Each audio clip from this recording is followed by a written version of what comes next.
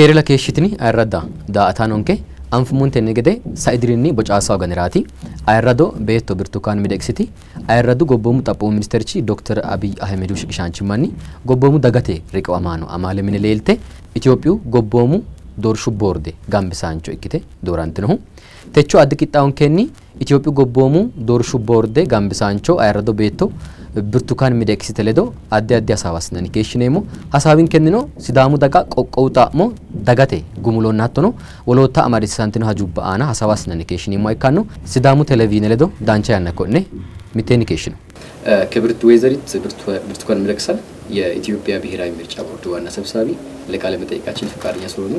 ከልብ እናመሰግናለን። እኔም በጣም ነው ማመሰግነው። እንግዲህ በኢትዮጵያ ፖለቲካ ውስጥ ትልቅ ተሳትፎና ትግል ካደረጉ ፖለቲከኞች ሴት ፖለቲከኞች መካከል አንዱ ኖት። በተጨማሪም ደግሞ ለህዝቦች መብት መከበር ለነጻነት ትልቅ ትግል ካደረጉ ፖለቲከኞች መካከል አንዱ ኖትና እንግዲህ አሁን ደግሞ በአገራችን ባልታሰበ መልኩ የኢትዮጵያ ብሔራዊ ምርጫ ቦርድ ሰብሳቢ ሆኖ ተመርጧል። ይሄ ጥያቄ ሲቀርብ ምን ነበር ያሉት? እሺ ብሎም ተቀበሉት ወይስ ትንሽ የማንገራገር ነገር ነበር? ከዚህ እንጀምር እስቲ።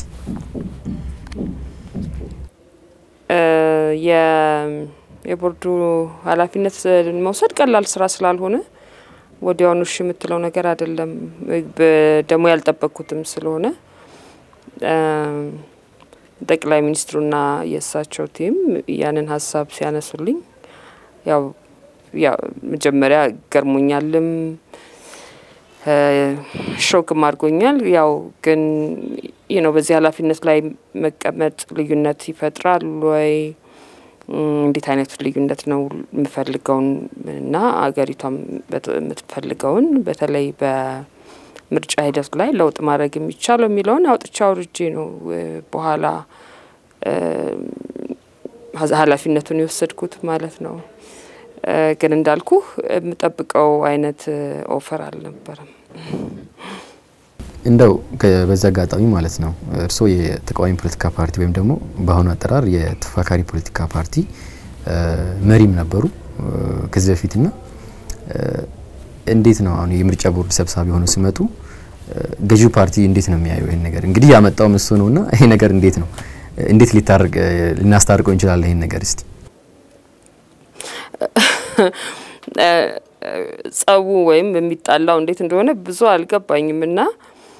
ለነግርህ የምችለው እኔ ወደ ፖለቲካ ሂደት ከመጀመሪያውም የገባሁት አገራችን ላይ የፍትህ ጉድለት በማየቴ የሰዎች ነጻነት የሰዎች መብቶች ሳይከበሩ በማየቴ ነው እንጂ ዲሞክራሲ ያለበት ተቋሞች ያሉበት ሁሉ ነገር በስርዓቱ የሚሰራበት የሚፎካከረው ተፎካክሮ አሸናፊው ወደ ቤተ መንግስት ተሸናፊው ደግሞ ወደ ስራው የሚቀጥልበት አይነት አገር ቢሆን ወደ ፖለቲካ ለመምጣት ምፈልግ አይነት ሰው አልነበርኩኝም። በአብዛኛው ወደ የግድ ስለሆነ ወደ ፖለቲካ የገባሁትም ከነዚህ መርሆች ጋር በተያያዘ ከፍትህ ከዲሞክራሲ ከሰብአዊ መብትና ከገለልተኛ ተቋማት ግንባታ ጋር በተያያዘ በነበረኝ ከስራዬም የተነሳ ያው እንደምታውቀው ዳኛ ነበርኩኝ እና ከስራዬም የተነሳ ባየሁት ጉድለት ያው በጣም ስላዘንኩኝ ያንን ጉድለት ለማስተካከልና ሚኒንግፉል ለውጥ ለማድረግ የግድ በተደራጀ ፖለቲካ ውስጥ ማለፍ ግድ ስለሆነ ነው እንጂ ከዚህ በፊት በተለያየ ፖለቲካ አመለካከት ላይ ሰርቼ ማውቄ ወይም ባንድ ፖለቲካ ፓርቲ ውስጥ ተሳትፌ ማውቄ ለአሁን ምንም ችግር ማምጣት የለበትም ማምጥቶም አያቅም። እንደውም ይጠቅመኛል። ለምንድነው የምናስተዳድራቸውን ወይም ሬጉሌት የምናረጋቸውን የምናገለግላቸውን የፖለቲካ ፓርቲዎች የተሻለ ለመረዳት በዛኛው በኩል ሆኜ ስለማቅ በቀላሉ ለመረዳት ያግዘኛል ኤክስፒሪየንስ እንጂ እንዳልኩት ነው ለማድላት መነሻ የሚሆን ነገር አይደለም። አመሰግናለሁ። እንግዲህ አሁን ወደ ሲዳማ ብሔር የክልልነት ጥያቄን ተመለከቱ ጉዳዮች እንሄዳለንና ምርጫ ቦርድ አሁን በዚህ ሰዓት በርሶ ነው እየተመራ ያለውና የመጀመሪያም ትልቁ ተግባሮት እንግዲህ የሲዳማን ብሔር ክልልነት ጥያቄ ህዝበ ውሳኔን ማደራጀት ነውና ምንድነው እስቲ ሲዳማን የሲዳማ ብሔር የክልልነት የህዝብ ውሳኔን ለየት የሚያደርገው ነገር ምንድነው? ለዚህስ ያላችሁ አቋም ምን ይመስላል የሚለውን በመጀመሪያ እናንሳ እስቲ። የሲዳማ የክልልነት ጥያቄ ምን ዋና መለያው ወይም ከሌሎች እስካሁን ከምርጫ ጋር ወይም ከህዝብ ውሳኔ ጋር በተያያዘ ሲደረጉ ከነበሩት ነገሮች ዋና የሚለየው ነገር የመጀመሪያው በክልልነት ራስን ችሎ ለመደራጀት የቀረበ ጥያቄ መሆኑ ነው። በጣም ልዩ ያደርገዋል። እና እኛ ባለብን ኃላፊነት ህጉ ላይ በተቀመጠው መሰረት ያው መርሃ ግብር አውጥተን ህዝብ ውሳኔውን ለማስፈጸም ድምጽ የሚሰጡ ዜጎቻችንን ውሳኔ ቆጥረን ለሚመለከተው አካል በዚህ ጉዳይ ለክልሉ ለማሳወቅ እየሰራን ነው ማለት ነው። በነጻነት ዜጎች ድምጻቸውን እንዲሰጡ አማራጮቹን በትክክል እንዲያውቁትና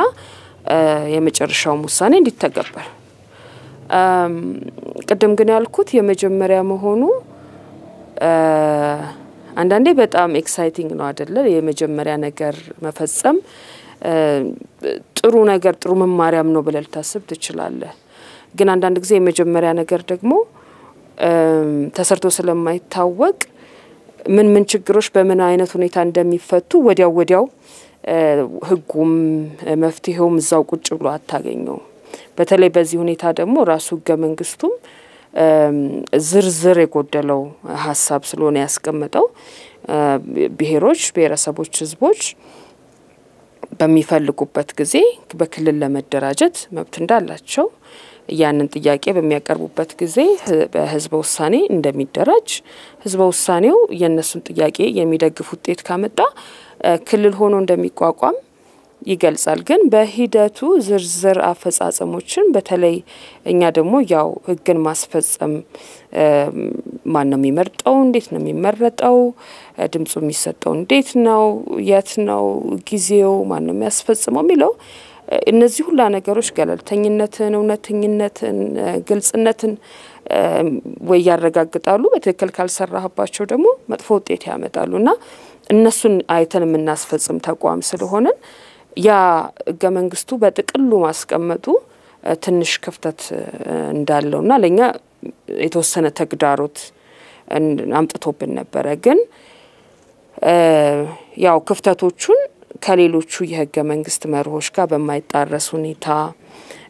ከምርጫ መርሆች ጋር እኛ እንድናስፈጽመው የምርጫ ቦርዱ እንዲያስፈጽመው ህገ መንግስቱ ያስቀምጣቸው መርሆች አሉ። ለምሳሌ ምርጫ ፍጹም ሰላማዊ መሆን አለበት፣ ምርጫ ሁሉን አሳታፊ መሆን አለበት፣ ምርጫ ግልጽ መሆን አለበት። የህገ መንግስቱም ላይ ተጠቀሷሉ በምርጫ ህጎችም ላይ ተጠቀሷሉና እነሱን በሚደግፍ ሁኔታ ምናወጣቸው ያፈጻጸም መመሪያዎችና ያፈጻጸም ሂደቶች እንዲሆኑ አድርገን አሁን የደረስንበት ሁኔታ ላይ ደርሰናል። ተስፋ ምናደርገው በጥሩ ሁኔታ ተጠናቆ ውሳኔውን እናሳውቃለን ለህዝቡም ለክልሉም በአጠቃላይ ለኢትዮጵያ ህዝብ። ጥቂት ጊዜ ወደ ኋላ ልወስድሽና የሲዳማ ህዝብ ያው ሪፈረንደም የህዝብ ውሳኔ እንዲደራጅ ሲጠይቅ ቆይቷል። በሰላማዊ ሰልፍ በተለያዩ ሰላማዊ መንገዶች ሲጠይቅ ቆይቷልና ቦርዱ ዝምታ መረጠ የሚባል ነገር አለ። ብዙ ጊዜ የሚነሳ ሀሳቦች አሉ። በወቅቱ ሲዳማ ህዝብ እንግዲህ በህገ መንግስት ውስጥ በአንድ አመት ውስጥ ህዝብ ውሳኔ እንዲደራጅ ይፈቅዳል ህገ መንግስትና በዚህ መሰረት ህዝብ ሲጠይቅ ቆይቷል። ነገር ግን ቦርዱ ዝምታ መርጧል የሚል ሀሳብ አለ። በተጨማሪም ደግሞ 11ን ታውቂያለሽና ቦርዱ ቶሎ ምላሽ ህዝብ ውሳኔ የሚደረግበት ቀን ምላሽ ባለመስጠቱ የተፈጠረ ነገር ነው የሚሉ ሀሳቦችም ይነሳሉ። በሲዳማ ውስጥ ለተፈጠረው የጸጥታ መደፍረስና ይሄንን እርሶ እንዴት ይገልጹታል? እውነት ነው ብሎ ይቀበላል ወይስ የሚሉት ነገር አለ? በዚህ ላይ ለምንድን ነው ዝምታ የመረጠው? እስቲ እዚህ አካባቢ ያሉ ነገሮችንም እናንሳ እስቲ። ክሊር መሆን ሳለበት ነው። እኔ ኃላፊነቱን ከወሰድኩኝ በኋላ ህጉ እንደገና መሻሻል አለበት፣ ተቋሙን እንደገና የሚያደራጅ ህግ መውጣት ነበረበት። እሱ በሂደት ላይ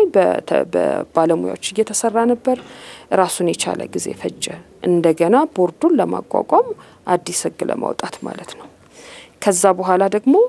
እንዳለ የምርጫ አሰራሩን የፓርቲዎች አስተዳደርን የስነ ምግባር ሁኔታን የሚመለከት በጣም ሰፊ ደግሞ ሌላ የህግ ማሻሻያ ነበር። ይሄ እንግዲህ በጣም ለተቋማዊ ለውጡ መሰረታዊ የሆነ በጣም እጅግ አስፈላጊ የሆነ ሂደት ነበረ ያም እየተተገበረ ነበር እንግዲህ ዝም አለ ቦርድ በሚባልበት ጊዜ መነሻ የሆኑ መሰረታዊ የሆኑ የማሻሻያ ስራዎችን በሚሰራበት ጊዜ ነበር ከዛም በተጨማሪ ቦርዱን የሚመሩት አባላት ወይም ኃላፊዎች ከኔ በስተቀር የተሰየመ አልነበረም እና በዛው በነበረው ቦርድ ከነነበረው ችግር ተግባራት ማከናወን ያው ምንም ውሃ ቢወቅጡት አይነት ነገር እንደሚሆን ግልጽ ነበር ስለዚህ ቦርዱ እስከሚሟላም የግድ መጠበቅ ነበረበት ይሄ ሲባል ግን በዛ ጊዜ ውስጥ በኔ በኩል ምንም ያደረኩ አልነበረም ማለት አይደለም ጥያቄዎቹን ለመረዳት ከኃላፊዎቹ ጋር ለመነጋገር ኃላፊዎች ስል በክልሉ ደረጃ በሲዳማ ደረጃ ካሉት ጋር በጣም ሰፊ ውይይት ያደረገን ቆይተናል እና ስላፈጻጸሙ ምን ችግሮች ሊያጋጥሙት እንደሚችል መስተናገድ እንዳለበት በቦርዱ መስተናገድ እንዳለበት ከመጀመሪያውኑ ስምምነት ነበረን ግን በነዛ ችግሮች ምክንያት ነው ቶሎ ውሳኔ ሳይሰጥ ቦርዱ የቆየው የሚለውን በማስረዳት እና በመነጋገር ነው የቆየነው አንፎርቹኔትሊ ያው ውይይት በአደባባይ ወጥቶ ለሚመለከተው ህዝብ ብዙ አልተገለጸም ከዛ በኋላ ግን የቦርዱ እንዳልኩት እነዚህ የሚመለከታቸው የሚያስፈልጉ ህጎች እየተጠናቀቁ የቦርዱ ኃላፊዎች ከተሟሉ በኋላ የመጀመሪያ ነገር ሌላ ስራም ሳያዩ እንደውም እርስ በርሳቸው እንኳን ለመተዋወቅ ስራውንም መስሪያ ቤቱንም ለመለማመድ እንኳን ጊዜ ሳይወስዱ ነው ይሄንን ጉዳይ ወደ ማየት የሄዱት አብረን ወደ ማየት ይሄድ ነው ማለት ነው ምክንያቱም እነሱ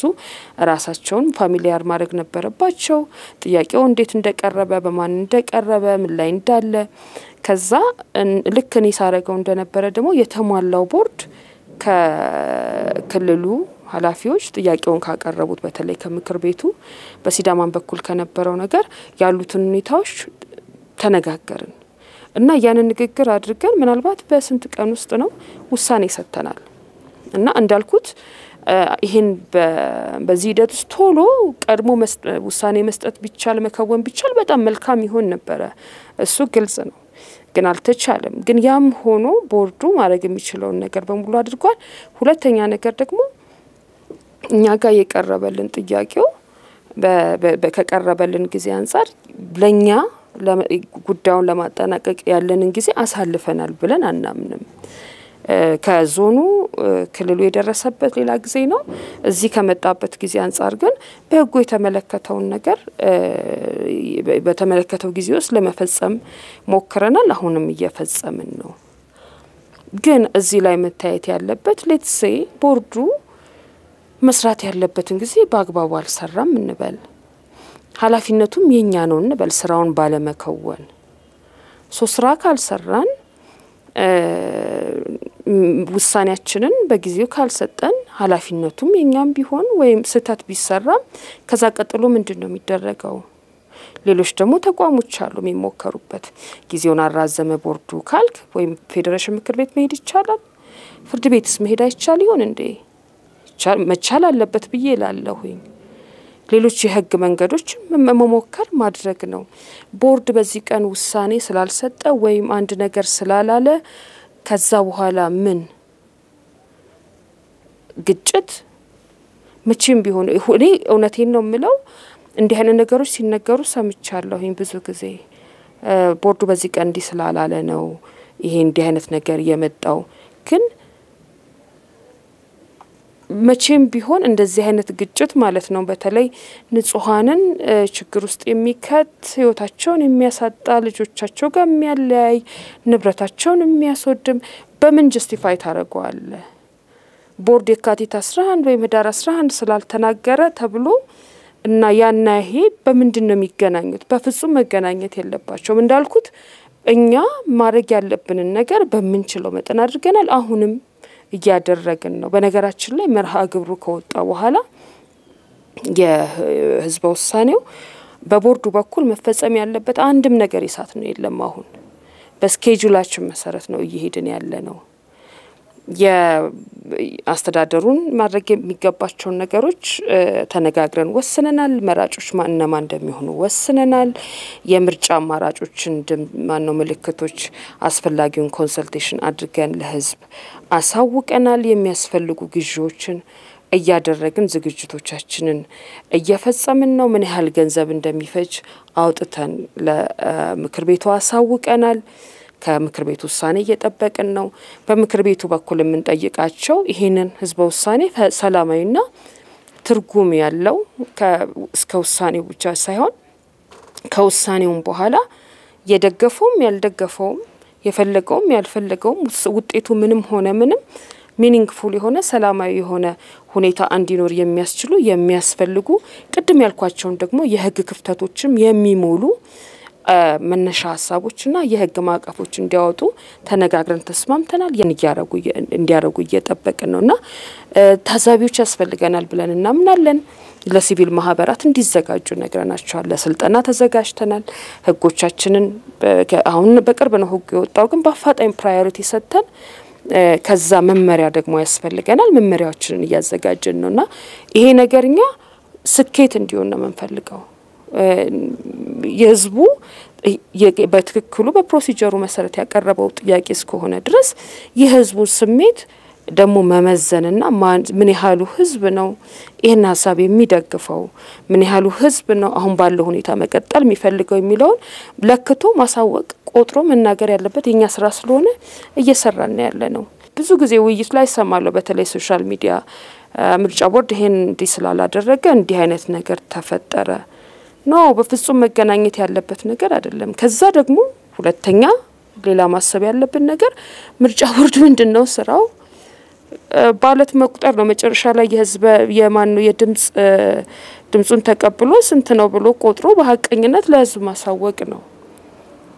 ሰላምን ማክበር ህግን ማክበር የዜጎች ግዴታ ነው አይ ዜጎች ደግሞ ህግና ከብርን ብለው እርስ በርሳቸው ችግር ላይ የሚወድቁ ከሆነ ደግሞ ያንን እርስ በርሳቸው እንዳይጎዳዱ ደግሞ ማድረግ ያለበት ሌላ አካል ነውና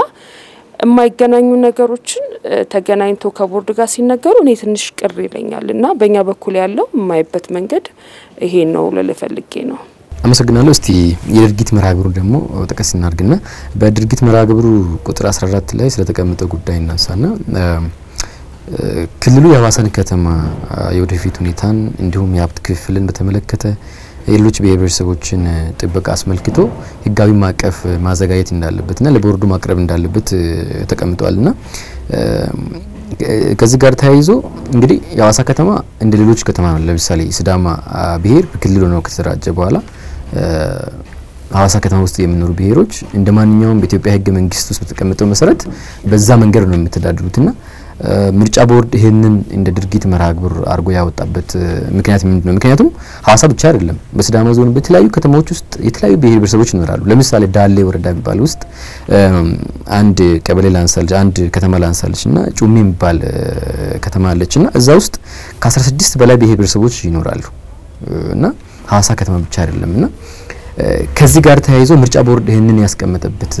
መንገድ ግልጽ ቢደረግ የሚሉ ሐሳቦች ብዙ ጊዜ ይነሳሉ ምክንያቱም ይሄን ምርጫ ቦርድ የማይመለከተው ጉዳይ ነው አይደለም የሚሉ ሐሳቦች ይነሳሉና ይሄን ክሊር ብናደርገው እስቲ አሁን በመርሃ ግብሩ ላይ የተጠቀስከው ነገር ሁለት ሐሳቦችን ነው ያካተተው ኦራይት አንደኛው ህዝብ ውሳኔው ተካሂዶ ህዝቡ የሲዳማን በክልልነት የመደራጀት የሚደግፍ ከሆነ ከዛ በኋላ ከተማዋ የሚኖራት ስቴተስ የሚኖራት ሁኔታን በተመለከተ እና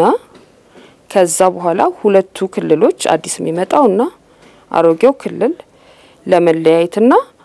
መለያየት ማለት አብሮ የነበራቸው ነገር እንግዲህ ማለያየት ይኖርባቸዋል እንደገና ደግሞ አጥሰምታም አብሮ መስራት ይኖርባቸዋል ግን ይሄ ያው ራሱን የቻለ መልክ መያዝ ያለበት ብዙ ነገሮችን አብሮ ያመጣል ስለዚህ ያንን በተመለከተ እንዴት እንደምትፈቱት የህግ ማቀፍ ሊሆን ይችላል ያስተዳደር ማቀፍ ሊሆን ይችላል ነገሩን አለን right ይሄ አንዱ ነው ይሄንን ለምን ጠየቃችሁ ከሆነ አንዱ ይሄ የሚያያዝበት ቅድም ካልኩት ጋር ነው ህጉ ህገ መንግስቱም ሆነ ሌሎች ዝርዝር ህጎች ይሄ የህግ ሂደት ይሄ የህዝብ ውሳኔ ፕሮሰስ እንዴት ሊፈጸም እንደሚገባ እና ከውጤቱ ጋር በተያያዘ ደግሞ የሚመጡ አዲስ ሁኔታዎች እንዴት ሊገዙ እንደሚገባ እንዴት ሊስተናገዱ እንደሚገባ የሁሉንም መብት ጠብቆ የሁሉንም ኢንትረስት ባንድ ላይ አቻችሎ እንዴት ሊያደርግ እንደሚገባ ምንም ያለው ነገር ስለሌለ አሁን በተለያየ አስተዳደር እርከን ላይ ህዝብን ወክለው የመንግስት ኃላፊነትን የወሰዱት አካላት ምክር ቤቱን ጨምሮ እነዚህ ነገሮች ስለሚፈቱበት መንገድ ቻርት ማድረግ አለባቸው ማውጣት አለባቸው ማሳየት አለባቸው የሚል አቋም ይዘናል በእነሱም በኩል ደግሞ ስምምነት አለ ይሄ አንዱ ነው እንግዲህ ምክንያቱም እኛ ሂደቱ ሰላማዊ መሆኑን ማረጋገጥ ይኖርብናል ሂደቱ ሰላማዊ ነው ሲባል መራጮቹ ወይም ድምጽ ሰጪዎቹ ሲመዘገቡ ሰላማዊ መሆን አለበት ምልክቱ ሲተዋወቅ ሰላማዊ መሆን አለበት ድምጽ ሲሰጥ ሰላማዊ መሆን አለበት የተሰጠው ድምጽ ወደ ተግባር ሲተረጎም አብረን መኖራችን ከሆነ የተወሰነው በዚህኛው አደረጃጀት መቀጠላችን ከሆነ ብዙም ተግባር ላይ ያስፈልግ ይችላል ግን የሚቀጥለው በተለያይቶ ሁለት ክልል መሆን ደግሞ ከሆነ እንዴት ነው የሚሆነው የትኛው ወዴት ጋር ነው የሚሆነው የሚለው ነገር አብሮ ተያያዥነት ያላቸውን ጥያቄዎች መፍታት ያስፈልጋል እነዛ ጥያቄዎች ሳይፈቱ ዝም ብለው ከተንጠለጠሉ ምንድነው የሚያመጣው ማለት ነው እርግጠኝነት ያሳጣዋል ለዚጋውም ለሐላፊውም በየደረጃው ያ ደግሞ ሰላማዊነቱን እንደገና ችግር ሊያመጣበት ይችላል ብለን ከነሱም ጋር ተወያይተን ያደረግነው ነገር ነው ይሄን በዚህ ማየት አለብን ከዛ በኋላ በዞኑ ውስጥ የሚገኙ የሲዳማ ማንነት የሌላቸው ሌሎች ዜጎችን ጥበቃ በተመለከተ ደግሞ ምን ሊደረግ እንደሚችልና እንደሚገባ እንዲሁ ተመሳሳይ የህግ ወይም የአስተዳደር ማቀፍ አምጡልን ብለናቸዋል ሐዋሳ ከተማ ብቻ አይደለም ያለው ዞን ውስጥ ነው ያለው ሐዋሳ ከተማም ያው የዞኑ አካል ስለሆነ ከሐዋሳ ከተማም ጋር ተያይዞ ሊነሳ ይችላል ህጋችን ይሄ የህገ መንግስት ምሁራንም በጣም በተደጋጋሚ ሲገልጹት የነበረ ነገር ነው ህገ መንግስታችን በግልም በግለሰብም በመትኖርበት ቦታ የተለየ ማንነት ወይም የተለየ ሃይማኖት ወይም የተለየ ቋንቋ ስላለ ጥቃት ሲደርስብህ እንደ ግለሰብ ወይም ደግሞ እንደ ቡድን ጥቃት ሲደርስብህ ወይም መገለል ሲደርስብህ ወይም ደግሞ ዲስክሪሚኔት ስትደረግ ምንድነው መፍትሄ የሚለው ከመጀመሪያውንም በደንብ ያካተተ አልነበረም ህገ መንግስታችን እና ህገ መንግስት ያው እየሰፋ እየዳበረ ቀደም የሲዳማን ነገር ስንነጋገር የሲዳማ የክልልነት ጥያቄ ምን ልዩ ያደርገዋል አልከኝ ልዩ የሚያደርገው የመጀመሪያ ጥያቄ መሆኑ ነው የመጀመሪያ ጥያቄ ሲያስተናግድ እንዲሰራ አድርገህ ካስተናገድከው የሚቀጥለው ሌላ ቀን ደግሞ ሌላ ጥያቄ ሲኖረን የተሻለ የተማርናቸው ነገሮች ይኖራሉ የሚቀጥለው ቦርድ አይ ሆፕ የዛን ጊዜ እኔ አልኖርም ሌላው ቦርድ ደግሞ ሌላውን ጥያቄ ሲያስተናግደው የሲዳማ ጥያቄ በዚህ መልኩ ነው የተስተናገደው ይሄ ነገር በደንብ በጥሩ ሰርቶ ነበር ይሄ ነገር ደግሞ መስተካከል አለበት ይላል እና ራሱ ህገ መንግስቱም ህይወት እየኖረው እየተስተካከለ አፈጻጸሙ ደግሞ ከመርሁ በጣም ሳይጣረስ የሁሉንም ዜጎች ጥቅም የሁሉንም ዜጎች መብት የሚያከብር አይነት አፈጻጸም እየኖረው ይሄዳል ማለት ነው ስለዚህ አሁን ደግሞ አንድ ላይ የነበረ ክልል ምናልባት ወደ ሁለት የሚመጣበት ሁኔታ ሊኖር ነው ራሱ መለያየቱ አዳዲስ ማይኖሪቲዎችን ሊፈጥር ሁላ ይችላል በፊትም የነበሩትም እንደዛው የተለያየ ሁኔታና ግን ሲዳማ ውስጥ የተለየ የጥቃት ነገር ይኖራል በሚል አይደለም ይሄ ምርጫ ቦርድ ያነሳው አገሩም ላይ ያለው ችግር በሙሉ ሲዳማም አለኛ ግን አገሩ ውስጥ ያሉትን ዞኖች ጉዳይ በሙሉ ያየን አይደለም የሲዳማን ያየን ያለ ነው እና ሜቢ እዚህ ላይ ራሱ ክልሉ የሚያመጣው አሰራር ብሎ ለነሱ ለዜጎቻችን ጥቃት ምናልባት ከደረሰባቸው ይደርስባቸዋል በሚል የተረጋገጠ ግምት ወይም ትንበያም አይደለም ለዛ ብሎ የሚያወጣው አሰራር ለሌሎችም ቦታዎች ለሚደርስ ነገር ወይም ለሚያጋጥም ችግር እንደ መፍትሄም ልንወስደው እንችላለን at the end of the day የሁላችንም ማረጋገጫ ወይም የሁላችንም መተማመኛ የሚሆነው የሚሰሩ ህጎች የሚሰሩ አሰራሮች መኖራቸውና ያንን የሚተገብሩ ትክክለኛ ተቋማት መገኘታቸው ነውና ከዛ አንፃር ነው ያየነውኛ እድሜያቸው ከ18 አመት በላይ ይሆናቸው 6 ወር እዛ አካባቢ የኖሩ መብረጥ ድምጻቸውን መስጠት እንደሚችሉ የሚገልጽ ነገር አለና ከዚህ ጋር ተያይዞ የሚነሱ ሐሳቦች አሉና ይሄንን ጉዳይ ያው የራስን መብት መፈጸም ያለበት ወይም ደግሞ ድምጽ መስጠት ያለበት የሲዳማ ብሔር ብቻ ነው የሚሉ ሐሳቦች ይነሳሉ ምርጫ ቦርዱ ግን ከእድሜው ከ18 በላይ ሆነ ከ6 ወር በላይ በብሔሩ ውስጥ በዛ ሲዳማ አካባቢ የኖረ በሙሉ ድምጽ መስጠት እንደሚችል ይገልጻልና ይሄንንም ማብራሪያ ቢሰጥና ሌሎች አካባቢ የሚኖሩ ከሲዳማ ውጪ በሌሎች አካባቢ የሚኖሩ ብሔሩ ተወላጆችም እንዴት መሳተፍ ይችላሉ የሚሉት ነገሮች ብናነሳ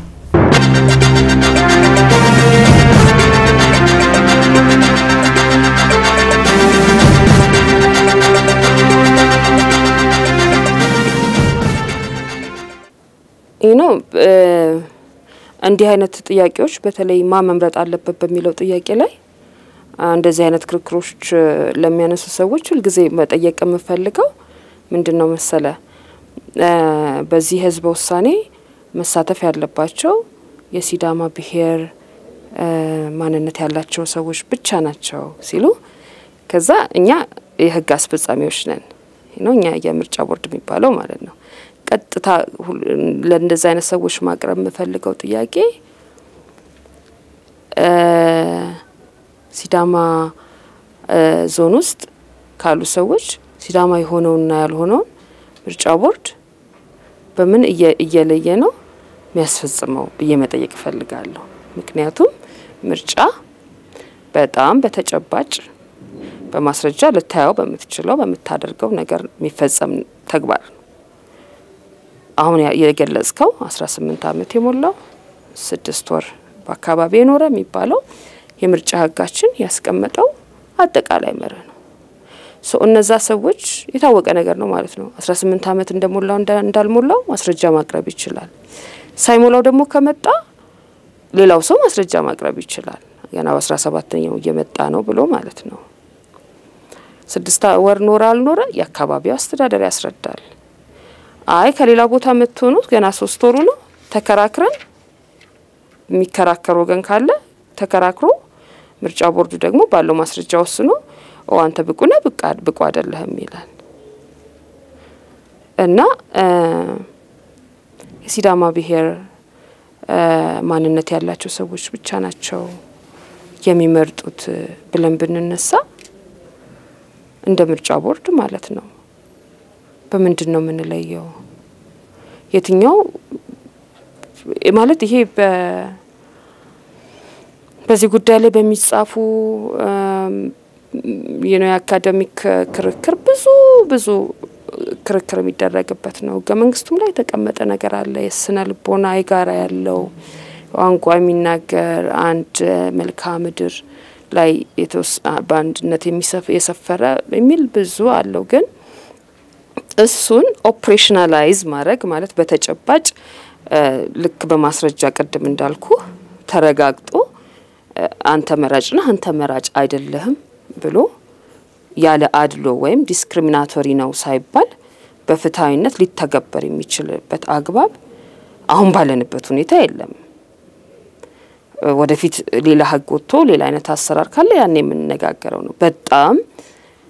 ህገ መንግስቱ ላይ የተቀመጠው የራስን እድል በራስ ከመወሰን ጋር ተያይዞ የራስን ክልል ከማደራጀት ጋር ተያይዞ የተቀመጠው መርህ በዚህ አግባብ እንዲተገበር ብንሞክረው በቃ እንዳይሰራ ነው የሚሆነው ምክንያቱም ምንም በመንግስት ማስረጃ ተለይቶ በሚታወቅ ማን የሆነውና ያልሆነው በዚህ ነው የሚለየው በሚባለው በመታወቂያ ልታስረዳ በምትችለው ነገር ባልሆነ ነገር ላይ ሄደን ከሌና ከሌ ይሄ አይደንቲቲ ያለው ይሄ ማንነት አለው በሚል በእኔ የማንም ሰው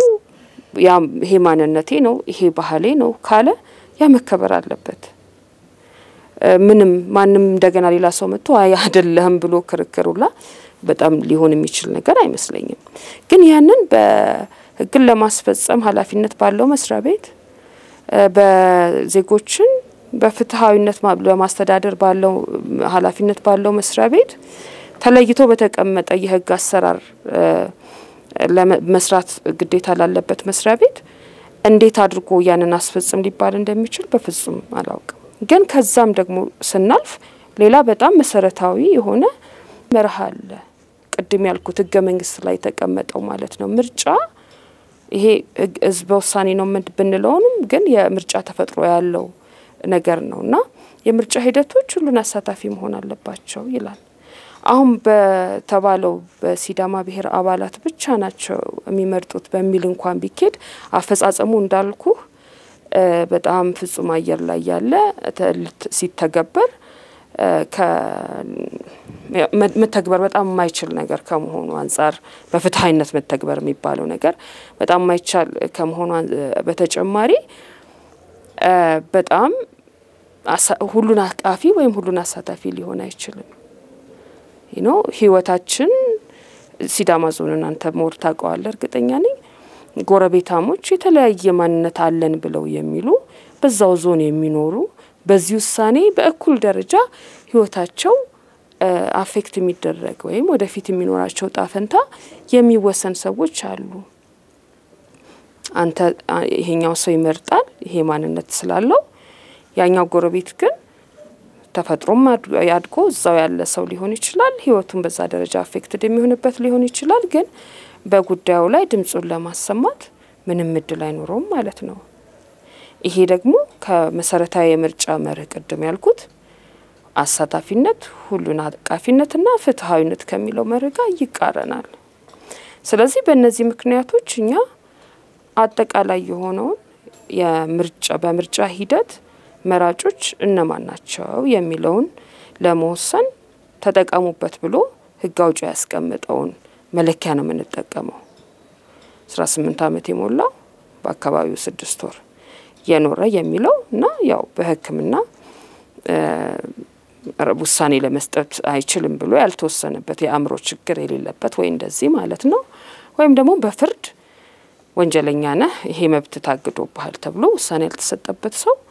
መምረጥ መሳተፍ ይችላል ብለን ነው አይ ቲንክ ይሄንን በመናደርግበት ጊዜ ይሄን የቦርዱን ሐሳብና ውሳኔ ከሲዳማም ከክልሉ ምክር ቤትም ለመጡት ሪፕሬዘንታቲቭስ ወይ ወኪሎች ስንገልጽላቸው ያለ ምንም ችግር የተቀበሉት ይሄን አሁን ያልኩን ሁለት በጣም አሳማኝና ኢምፖርታንት ምክንያቶች ስለተቀበሉት በግልጽ ስላዩት ነው የሲዳማ ወኪሎች ቢሆኑ እኛ ጋር መተው አይ በየሰፈሩ ይሄድን ሲዳማና ነን ሲዳማ እየለየን ሲዳማዎች ብቻ ይምረጡ ብለው የተከራከረን ሰው የለም እኔ አይ ቲንክ ህገ መንግስቱ ያለው ህገ መንግስት እንዲሰራ ሂደታችን የምናደርጋቸው ነገሮች ደግሞ ህገ መንግስታዊነታቸውን እንዲጠበቅ ከፈለግን ማለት ነው ይሄንን መሰረታዊ የፍትሃዊነት የእውነተኝነት የሁሉን አሳታፊነት መርሆች ራሱ ህገ መንግስት ላይ ያለው እሱን እየተከተልን የህገ መንግስቱ መርሆች ወይም አንቀጾች በሚሰራ መልኩ መተርጎም ያለብን ይመስለኛልና እኔ አሁን ይሄ ህዝበ ውሳኔ ቅድም እንዳልኩት ስኬት እንዲሆን ነው የምንሰራውና ልክ እዛ ጋር ከደረስን በኋላ በጣም ጥሩ የመማሪያ ሂደት ይሆንናል ብዬ የማስበው ከዚህ አንፃር ነው የቦርዱ ህዝበ ውሳኔን ሲያካሂድ የተለያዩ ውሳኔዎችን ሲያስተላልፍ ከፖለቲካ ጣልቃ ገብነት ምን ያህል የጸዳ ነው የሚሉ ሐሳቦች ይነሳሉና በመንግስት አካል ጫና ውስጥ ነው ያለው የሚሉ ሐሳቦች ይነሳሉ ምርጫ ቦርድ ብዙ ጊዜ ያው የኢትዮጵያ ህዝብ እንግዲህ ይሄ የተለመደ ነው ምርጫ ቦርድ ላይ ሲያነሳና በዚህ ላይ የሚሉት ነገር እንዴት ነው ይሄ ህዝብ ውሳኔም ሲካሄድ ከዚህ ምን ያህል ነፃ ነው ወይም ደግሞ ጫናው ደርሶበታል አለው የሚለው ነገር ምን አንሰስ እስካሁን የነበረው ታሪካችን ተጽኖ ፈጣሪው ወይም ጫና ሳዳሪው መንግስት ስለሆነ ብዙ ጊዜ ሰዎች እሱን ስፔኩሌት ያደርጋሉ አይደል እንደዚህ ሆነው መንግስት እንዲያርጎ ነው እንደዚህ ሆነው መንግስት እንዲ ስላልፈለገ ነው የሚል ነገር እኔ እውነቴን ነው የምነግረው በዚህ ጉዳይ ላይ ቦርዱ እንዲያደርግ እንፈልጋለን ብሎ የቦርዱን ውሳኔ ለማስለወጥ ወይም እንዲ ማረግ የለባችሁም በሚል አይነት ነገር ለመናገር የሞከረ አንድ የፌደራል የመንግስት ባለስልጣን የለም ኖፕ የክልል ኃላፊዎችን በተመለከተ ደግሞ ቀደም እንዳልኩ ጉዳዩ በአብሮ መስራትን መነጋገርን ያንዳንዳችን ደግሞ የተለያየ ኃላፊነቶች ስላሉን በጋራ መንፈጽማቸው ስላሉን በዛ መንፈስ ካደረግናቸው ውይይቶች ውጪ በእነሱም በኩል የማስፈራራት መንፈስ ያለው ነገር እኔ አላየሁኝም ግን ምንድነው በዚህ አጋጣሚ እንደው ማስተዋወስ የምፈልገው ነገር ተጽኖ ማስፈራሪያ ከመንግስት ብቻ ይመጣል ብለን መጠበቅ የለብንም ከዛም ውጪ አሁን በተለይ እንግዲህ የሶሻል ሚዲያ ዘመን ነው በጣም ብዙ ድምጽ ያላቸው ብዙ ተከታይ ያላቸው ብዙ ኢንፍሉዌንስ መፍጠር የሚችሉ ኃይሎች እዚህም እዛም ያሉበት ነው ተቋሚዎችንም መርሳት የለብንም እና ተጽኖ ወይም ማስፈራሪያው ከብዙ አቅጣጫ ሊመጣ እንደሚችል መጠበቅ ያስፈልጋል እንደ ኮሚኒቲ እኛ ለዛ ዝግጁ ነን በቦርዱ በኩል ማለት ነው እነዛን ተጽኖች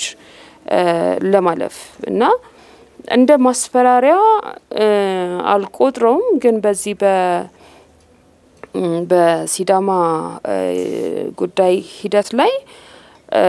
በምን አድርጋቸው ውሳኔዎች ቶሎ ቦርዱን ዲናው የሚል ክስና ወቀሳ ሊመጣብን አይገባም ማለት አንችልም የመንግስት ኃላፊ ሆነ በተለይ ደግሞ የተቃራኒ ሐሳብን የምታስተናግድ ሆነ እንደው አትናገሩን ብለን መኖር ምንችል አይነት ተቋም አይደለንም ግን ለሁላችን የሚጠቅመን በተለይ ደግሞ ይሄ ተቋም በእግሩ መቆሙ ትክክለኛ ጠንካራ ስራውን አላማውን ማሳካት የሚችል ተቋም እንዲሆን ለማድረግ ይሄ ወዲያውኑ በሚረባውም በማይረባውም ምንም ሳብስታንሺየትድ ያልሆነ ወይ መሰረት የሌለው ትልቅ ፍርድ ወይም ፍርደ ገምድ ሊሆን አይነት ድምዳሜ ባይሰጥ ደስ ይለኛል እንደሱ አይነት ነገሮች እዚህም እዛም እንመለከታለን ግን to be honest እኛ የኃላፊነታችን ነው ያንን እያለፉ በዛ አይነት ሁኔታ ውስጥ ተቋማችንን ማጠናከር ያለብንንም ኃላፊነት ግራም ቀኝም ሳንል በሙሉ ልብ መወጣት ምርጫ ቦርድ ላይ ብዙ ሮሮ ብዙ ቅሬታ ያነሳልና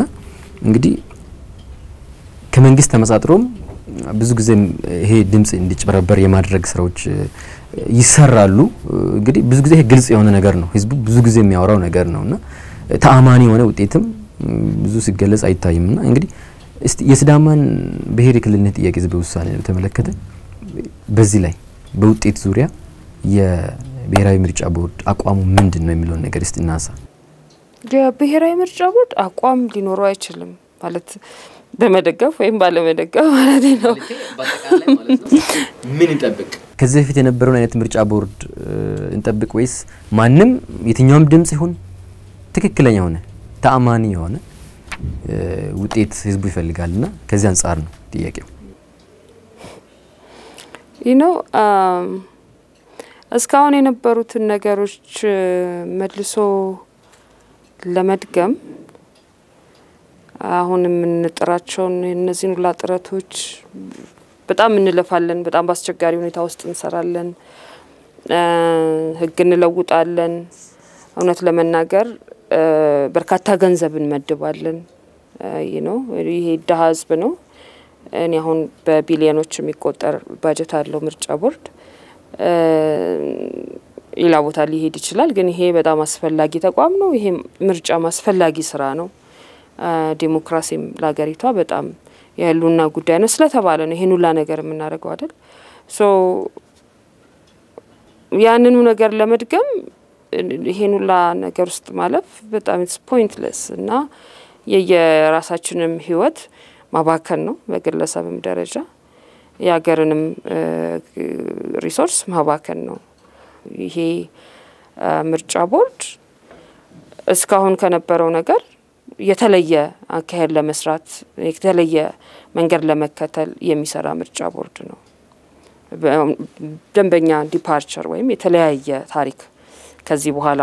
የሚኖረው ምርጫ ቦርድና ከዚህ በፊት የነበረው ምርጫ ቦርድ በደንብ በሚለይ መስመር ለማስቀመጥ የሚሰራ ምርጫ ቦርድ ነውና ድምጹን በትክክለኝነት በእውነተኝነት ቆጥረን ለህዝቡ እንነግረዋለን